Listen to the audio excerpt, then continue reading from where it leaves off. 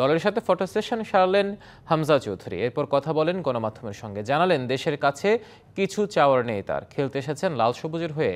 ভারত ম্যাচের আগে আত্মবিশ্বাসী ইপিএল তারকা বললেন আস্থা আছে কোচের ওপর।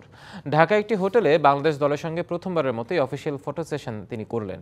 সন্ধ্যায় বসুন্ধরা কিংস অ্যারেনায় দলীয় অনুশীলনে নামবেন হামজা। অনুশীলনে নামার আগে সাংবাদিকদের জানালেন দেশের প্রতি তার অনুভূতির কথা। এছাড়া ভারত ম্যাচ নিয়েও আত্মবিশ্বাসী তিনি। এদিকে দলের অধিনায়ক জামাল ভুঁইয়া জানান, ভারতের কিংবদন্তি ফুটবলার সুনীল ছেত্রীর অবসর ভেঙে আবার ফেরাটা মোটেও ভাবাচ্ছে না তাদের। বাংলাদেশ দলে এখন একজন ইপিএলে খেলা ফুটবলার আছেন।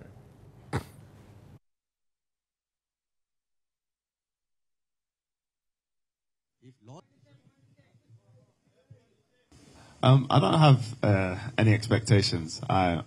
দেশের কাছে আমার কিছুই চাওয়ার নেই। আমি বাংলাদেশের হয়ে শুধু ফুটবল খেলতে চাই।